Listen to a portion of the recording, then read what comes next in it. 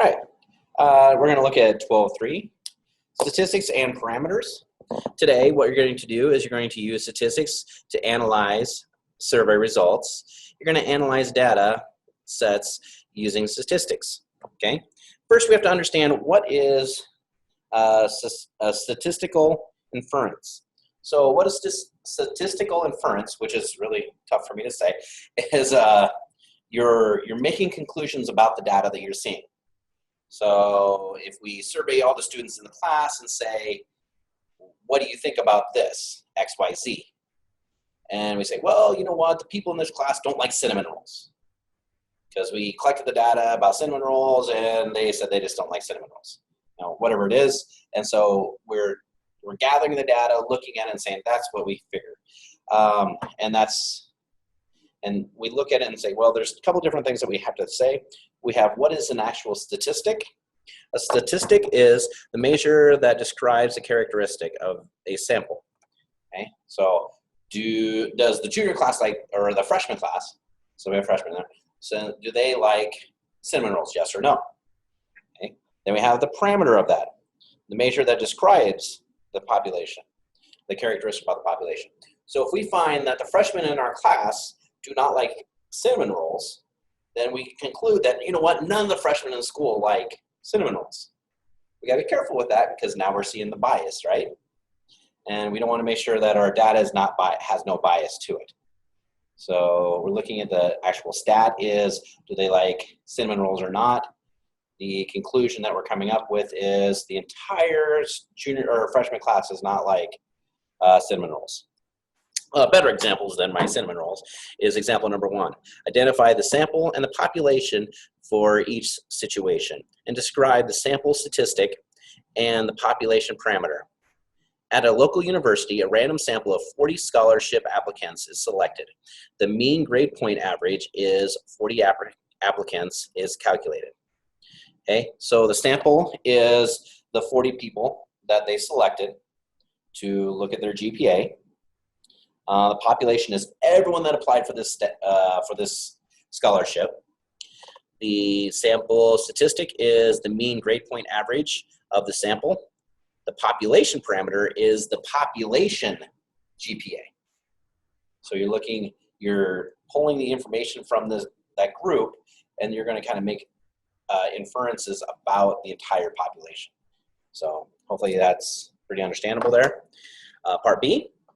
Look at that one. A stratified random sample of registered nurses is selected from all hospitals in a 3-county area, and the median salary is calculated.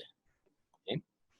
So looking at this one here, the sample is stratified random sample. So remember with stratified is we have a couple different things that we're considering there. So a good example of a stratified sample would be all the students at Tri-County School would be the entire population. And then we look at just the freshman class. And then we can even go further down and we can look at just the girls in the freshman class. So how we're kind of doing a layer. I always think of like stratified rock and stuff like that. So how the different layers, you see the different layers.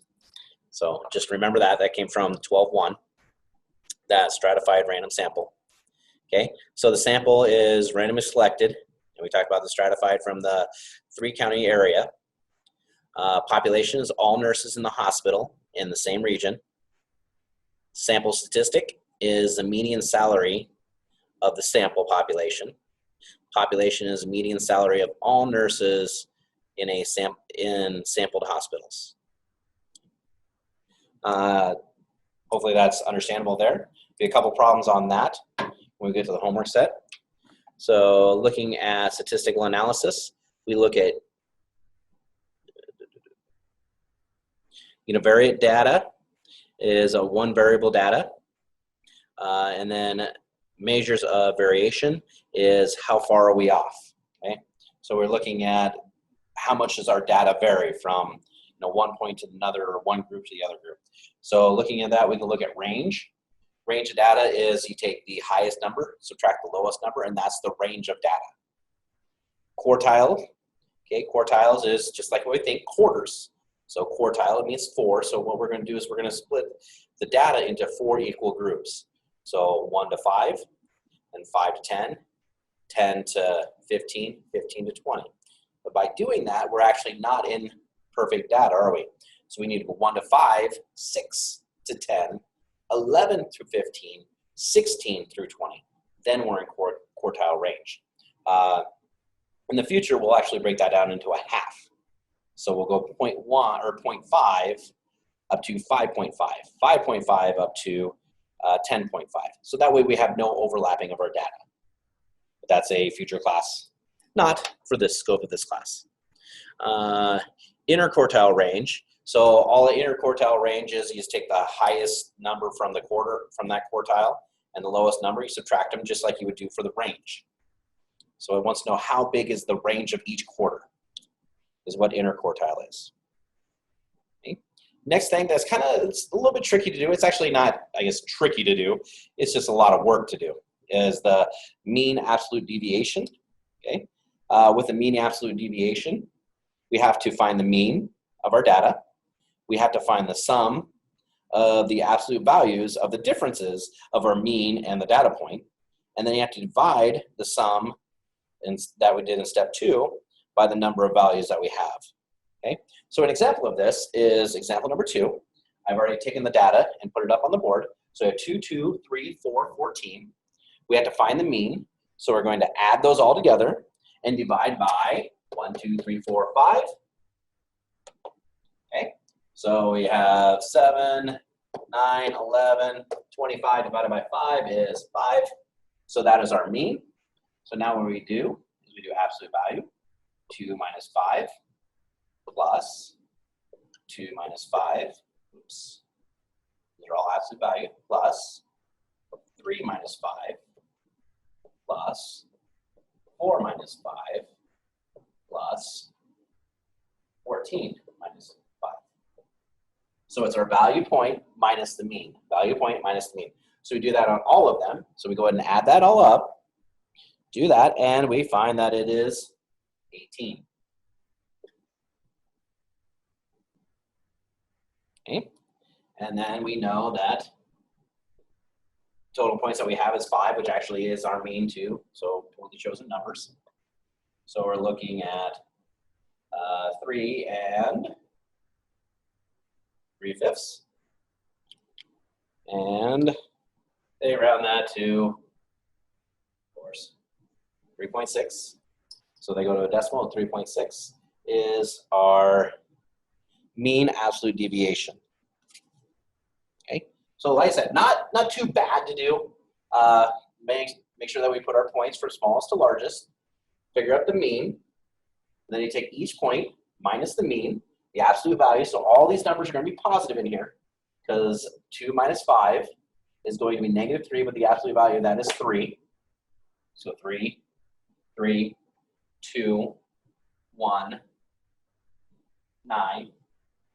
So add those all up, like I did, kind of copied out of the book, is we get 18 divided by the total points that we have, and we get 3.6.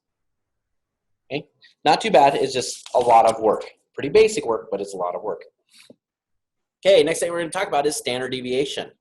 So what we're looking at is we're looking at normal distribution. Normal distribution is also known what they know as a normal curve. The center point is our mean, is our average, and then have what they call, this is +1 and -1 standard deviation away. If you're 1 deviation away from the mean, this is 66% of the population. Okay, so 66% of your stuff is going to be in there. That's your normal curve. Looking at this one here, example number 3, find the variance and standard deviation. Find the mean, variance, and standard deviation of 3, 6, 11, 12, 13.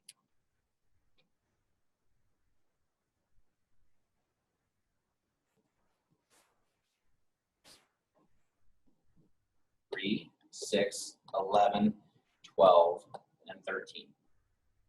Okay, so we add them all up. It's 45. Okay, divide by 5. is going to give our mean, which is 9, is our mean, our average, in other words. Okay.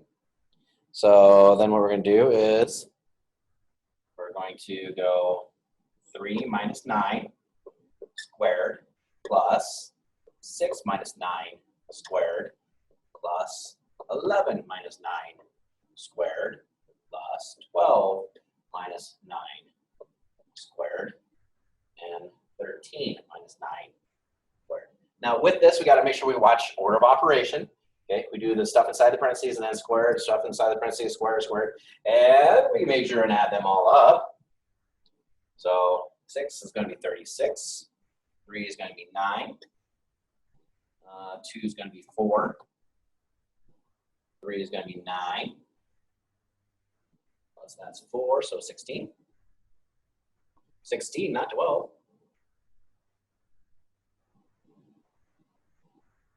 Okay, so that's what we're looking at on those. So we add all those up. And 49, 58, 8. So we're looking at 74. We got to divide it by the number that we had. So we're dividing by 5. So it's going to be 74 over 5. Okay. Yes, we do want that. Well, they leave it as 74 over 5. And they're calling that sigma squared is equal to 74 over 5, which this is another symbol for the variance. So the sigma squared is the variance, is what they also call that. That's how you pronounce it, as sigma.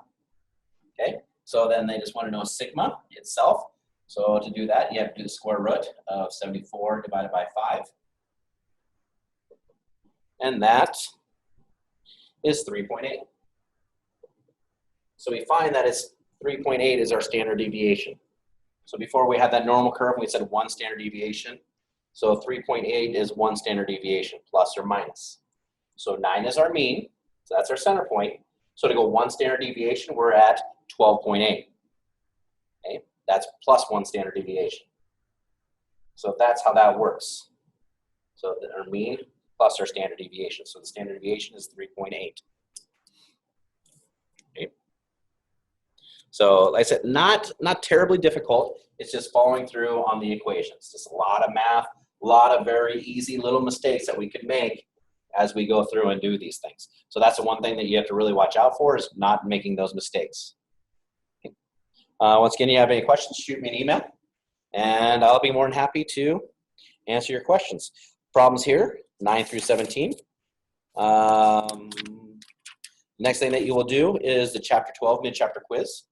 Mid-chapter quiz, do it on a piece of paper, take a picture of it, and then submit that into Canvas, and I will grade it accordingly. Okay, make sure that you're showing work on those. Not all of them can you show work. You know what they're asking for, the mean, median, standard deviation, all those. You know, show some of the work. You can use a calculator to calculate it, but I want to see the work written out, so that way I truly know, you know, are you doing these right, or are you just, you know, copying the answer from somewhere? All right. Have a good day.